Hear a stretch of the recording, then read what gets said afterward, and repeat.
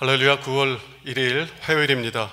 오늘도 날마다 기쁨의 예배, 주님과 신나는 동행에 함께 하신 여러분들 모두를 사랑하고 축복합니다. 사도신경 암송함으로 하나님께 함께 나아갑시다.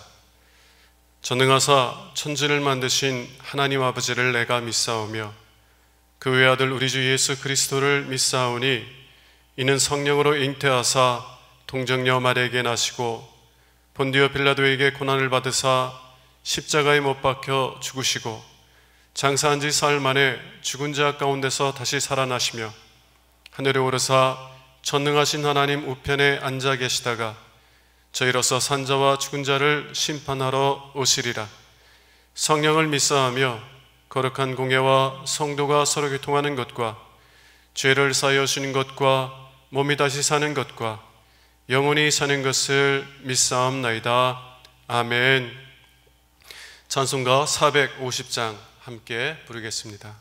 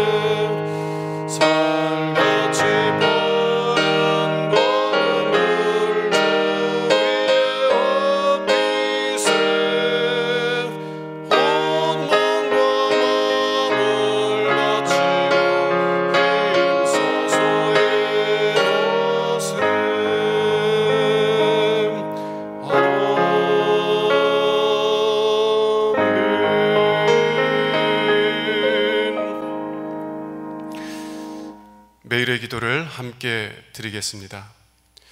참 평강의 주님, 오늘 또 새로운 하루를 주시고 복되게 하시니 감사합니다. 하늘에 속한 자, 하나님의 자녀로서의 삶을 권세로 살게 하시며 오직 하나님의 말씀을 즐거워하며 따라 살게 하심을 감사드립니다. 다윗처럼 오직 우리 주님만을 내 앞에 모시고 오직 주님만이 우리의 전부이심을 고백하는 삶이 되게 하시고 그러므로 인해 주님께서 늘 우리의 전부가 되어주심을 경험하고 누리는 삶이 되게 하옵소서. 우리의 가정과 교회를 위해 기도합니다. 일터를 위해 간구합니다. 나라와 민족들을 위해 주님의 은혜를 구합니다. 구원과 치료와 회복의 은혜를 내려주셔서 어그러진 모든 것들이 바로 세워지게 하시고 평화를 이루게 하옵소서. 이제 일상이 된 경건의 일과를 통해서 성령의 충만, 성도의 영화를 이루게 하옵소서. 주님 사랑합니다. 언제나 자기 눈동자같이 우리들을 사랑하시는 주 예수 그리스도의 이름으로 기도드립니다. 아멘. 오늘 주시는 하나님의 말씀은 예레미야서 26장 1절에서 15절 말씀입니다. 유다의 왕 요시야의 아들 요야김이 다스리기 시작한 때에 여호와께로부터 이 말씀이 임하여 이르시되 여호와께서 이와 같이 말씀하시니라. 너는 여호와의 성전뜰에 서서 유다 모든 성읍에서 여호와의 성전에 와서 예배하는 자에게 내가 내게 명령하여 이르게 한 모든 말을 전하되 한마디도 감하지 말라. 그들이 듣고 혹시 각각 그 악한 길에서 돌아오리라. 그리하면 내가 그들의 악행으로 말미암아 그들에게 재앙을 내리려 하던 뜻을 돌이키리라. 너는 그들에게 이와 같이 이르라. 여호와의 말씀에 너희가 나를 순종하지 아니하며 내가 너희 앞에 둔 내 율법을 행하지 아니하며 내가 너희에게 나의 종 선지자들을 꾸준히 보내 그들의 말을 순종하라고 하였으나 너희는 순종하지 아니하였느니라. 내가 이 성전을 실로같이 되게 하고 이 성을 세계 모든 민족의 저주거리가 되게 하리라 하셨느니라. 예레미야가 여호와의 성전에서 이 말을 하며 제사장들과 선지자들과 모든 백성이 듣더라. 예레미야가 여호와께서 명령하신 말씀을 모든 백성에게 전하기를 마침에 제사장들과 선지자들과 모든 백성이 그를 붙잡고 이르되 내가 반드시 죽어야 하리라. 어찌하여 내가 여호와의 이름을 의지하고 예언하여 이르기를 이 성전이 실로같이 되겠고 이 성이 황폐하여 주민이 없으리라 하느냐 하며 그 모든 백성이 여호와의 성전에서 예레미야를 향하여 모여드니라. 유다의 고관들이 이 말을 듣고 왕궁에서 여호와의 성전으로 올라가 여호와의 성전 세 대문의 입구에 앉으매 제사장들과 선지자들이 고관들과 모든 백성에게 말하여 이르되 이 사람은 죽는 것이 합당하니 너희 귀로 들음같이 이 성에 관하여 예언하였음이라.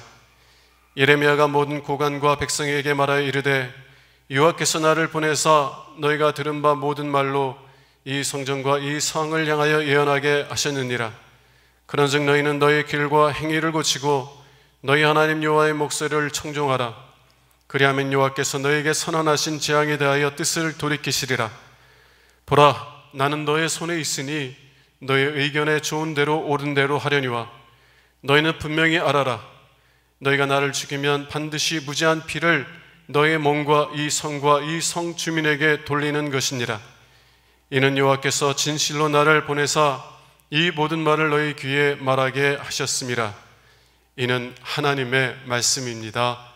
아멘. 오늘은 여전히 소망이 있습니다 라는 제목으로 함께 은혜의 말씀을 나눌 수 있기를 원합니다. 우리는 때때로 어떤 가능성도 없어 보이는 일에 매달리는 사람들을 볼 때가 있습니다. 모든 사람들은 다 포기하는데 포기하지 않는 그런 사람들을 보면서 우리는 어리석다라는 생각을 하게 됩니다.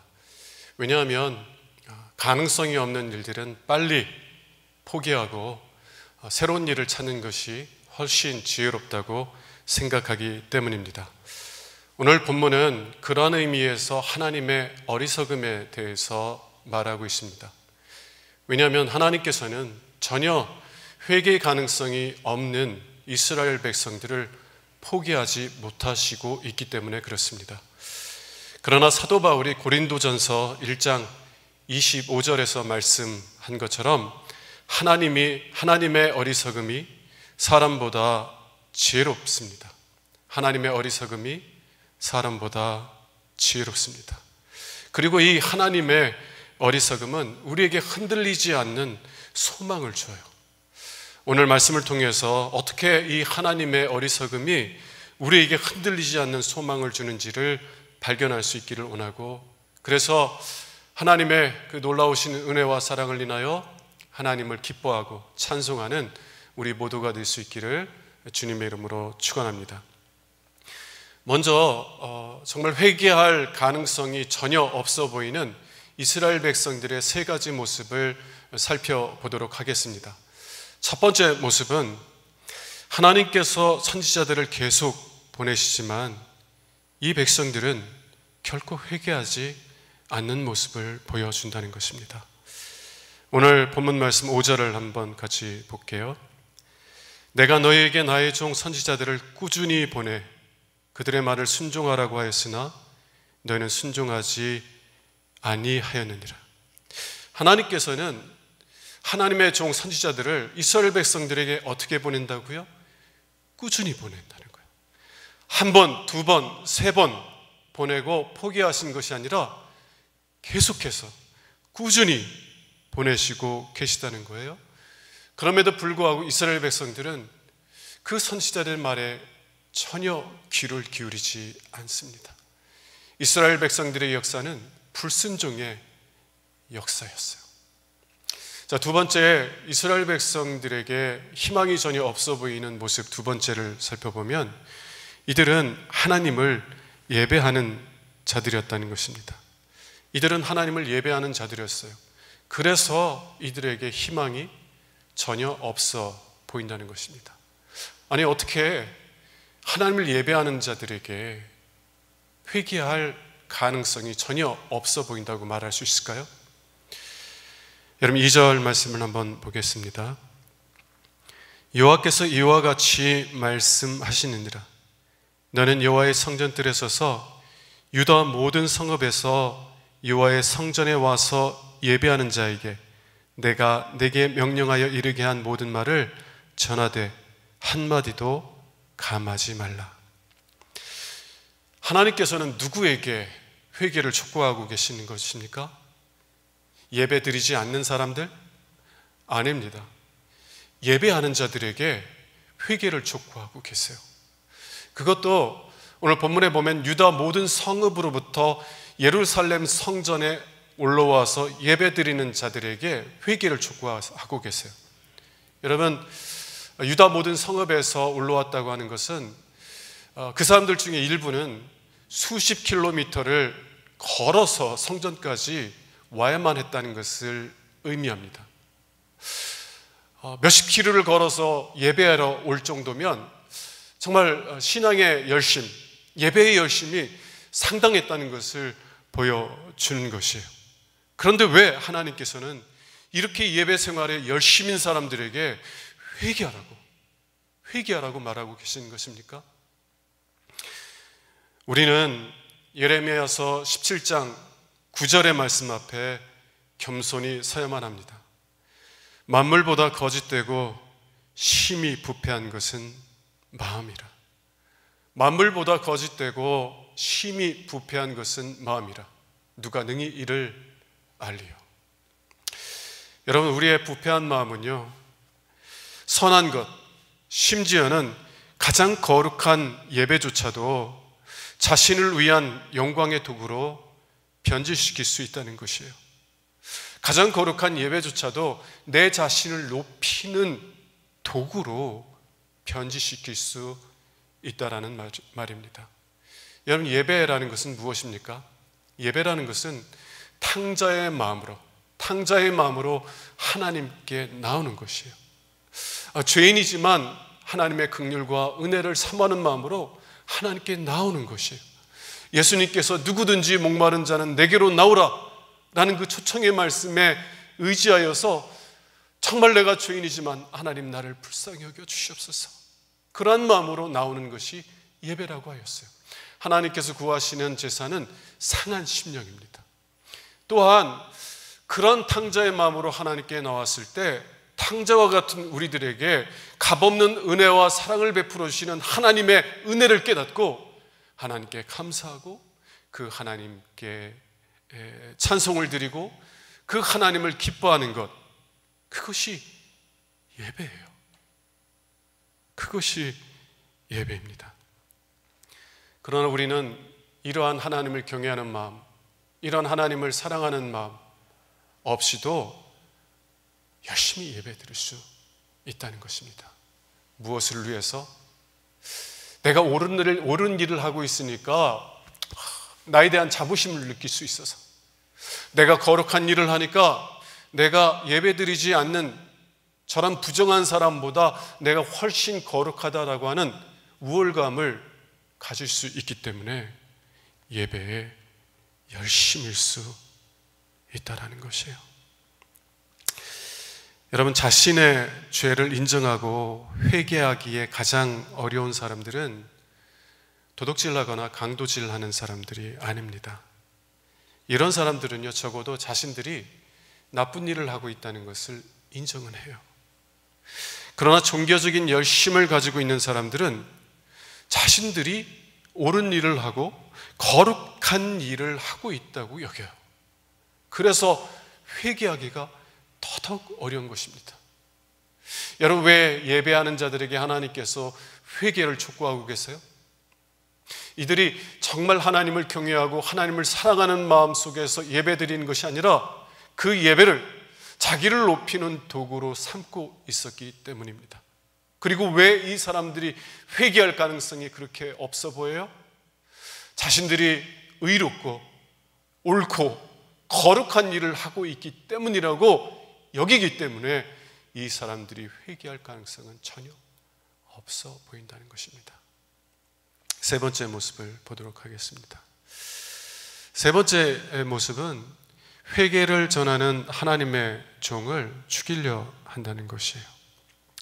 하나님께서 이스라엘 백성들에게 보내신 선지자들을 죽이려 한다는 것입니다. 8절을 보겠습니다. 예레미야가 여호와께서 명령하신 말씀을 모든 백성에게 전하기를 마치매 질상들과 선지자들과 그의 백성이 그를 붙잡고 이르되 내가 반드시 죽어야 하리라. 하나님께서 예레미야 선지자를 보내서 이스라엘 백성들에게 회개를 촉구했을 때 그들은 분노했어요. 단지 예레미야 선지자에게 분노한 것이 아니라 예레미야가 전하는 하나님의 말씀 때문에 분노하였습니다. 그 말은 무엇이냐면 그들은 예레미야에게 별다른 감정이 없어요. 그러나 그 말씀을 하시는, 그를 통하여 말씀을 하시는 하나님께 분노하고 있다는 것입니다. 그리고 할 수만 있다면 하나님을 죽이려고 했을 거예요. 그리고 실제로 이 백성들의 후손들은 하나님의 아들 예수 그리스도를 죽입니다. 여러분, 왜 이 백성들은 하나님께서 보내신 예레미야를 죽이려고 하였습니까? 왜냐하면 그가 전하는 하나님의 말씀이 그들의 자부심과 우월감을 뿌리채 뽑아내려고 하기 때문에 그래요. 이들의 예배에 대한 열심은 그들의 자부심과 우월감의 뿌리요 근거였고요. 그렇기에 무엇보다도 그것을 소중하게 여겼습니다. 여러분, 누가 우리에게 소중한 것을 빼앗아 가려고 하면 우리는 그 사람에 대해서 분노하지 않나요? 마찬가지로 이스라엘 백성들도 자기들에게 소중했던 것, 자신들에게 자부심과 우월감을 주는 그것을 빼앗아 가려고 했을 때, 그것을 부정하려 하였을 때 이들은 예레미야를 넘어서 하나님에게 분노했다는 것입니다. 여러분, 이 세 가지 모습들을 보면 이스라엘 백성들에게는 회개할 수 있는 어떠한 가능성도 보이지 않습니다. 이 백성들은 선지자들을 죽였을 뿐만 아니라 앞으로 오실 하나님의 아들 예수 그리스도도 죽일 거예요. 그런데 왜 하나님께서는 이 백성들에게 하나님의 종 선지자들을 계속해서 꾸준히 보내고 계시는 것입니까? 3절은 이런 하나님의 어리석어 보이는 마음을 보여줍니다. 우리 3절을 함께 보도록 하겠습니다. 그들이 듣고 혹시 각각 그 악한 길에서 돌아오리라. 그리하면 내가 그들의 악행으로 말미암아 그들에게 재앙을 내리려 하던 뜻을 돌이키리라. 그들이 듣고 혹시 그 악한 길에서 돌아오리라. 여러분, 혹시라는 말이 의미하는 것이 무엇입니까? 하나님은 전혀 가능성이 없어 보이는 현실에서 가능성을 찾고 계시는 거예요. 정말 하나님께서는 그들에게 은혜를 주시고 싶어서 은혜를 주실 수 있는 틈을 찾고 계시는 것입니다. 이스라엘 백성들의 마음이 돌같이 굳어 있지만 그럼에도 불구하고 그 단단한 돌 사이에 있는 틈을 찾으셔서 그 틈에다가 은혜를 부어주시기를 원한다는 거예요.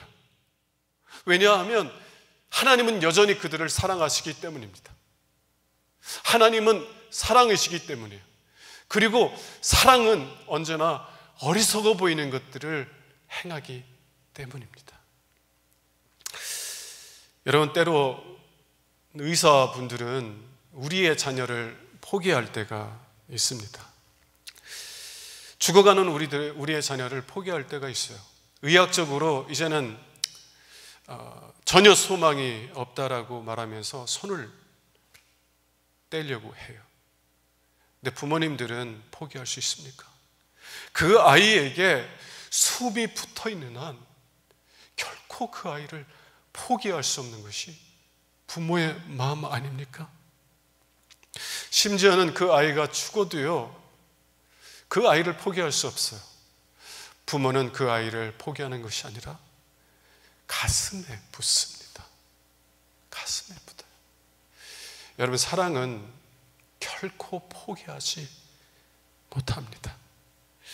그리고 사람들은 이러한 포기할 수 없는 사랑을 어리석다고 봅니다. 여러분, 때때로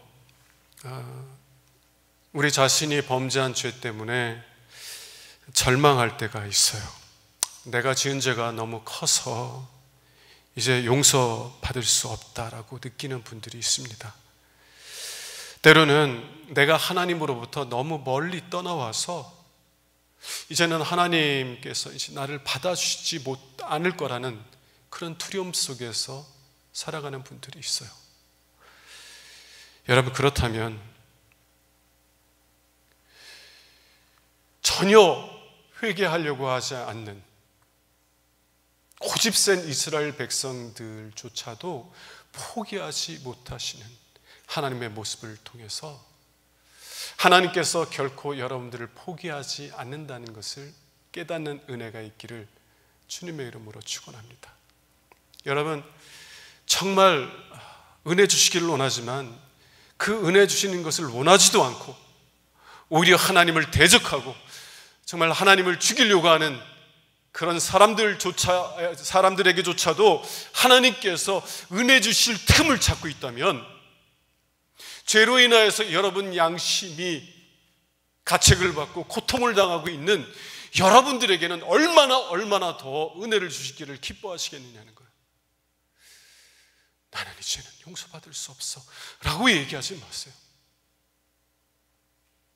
하나님은 여러분들에게 용서와 회복의 은혜를 주시기를 기뻐하시는 줄로 믿습니다. 여러분, 하나님의 사랑은 참 어리석어 보여요. 왜냐하면 어떤 가능성이 없을 때조차도 포기하지 않기 때문입니다. 그러나 이 하나님의 어리석어 보이는 사랑이 우리에게는 흔들리지 않는 소망입니다. 왜요? 우리가 어디에 있을지라도, 우리가 하나님을 떠나 멀리 있을 때에도 하나님은 여전히 우리를 사랑하시고 우리를 찾고 계시고 우리를 회복시켜 주시기 위해서 일하고 계시기 때문입니다. 여러분, 이 하나님의 어리석어 보이는 사랑을 바라보시길 바라고, 그리고 이 사랑에서 흔들리지 않는 소망을 발견할 수 있는 우리 모두가 될 수 있기를 주님의 이름으로 축원합니다. 기도하겠습니다. 하나님, 어찌하여 우리를 긍휼히 여겨주시고 우리를 사랑하시는지요. 어찌하여 우리를 포기하지 못하시고 당신의 생명을 내어 주시나이까. 하나님의 그 어리석어 보이는 사랑에서 흔들리지 않는 소망을 발견할 수 있는 저희들 되게 하여 주시옵소서. 우리 주 예수 그리스도 이름으로 기도합니다. 아멘. 이제는 우리의 구세주가 되시며 대속자가 되시는 예수 그리스도의 구속의 은혜와 아버지 하나님의 사랑과 성령님의 교통하시는 은총이 오늘도 함께 예배하는 유신의 모든 권속들 위에 영원토록 함께 하시기를 간절히 축원하옵나이다. 아멘.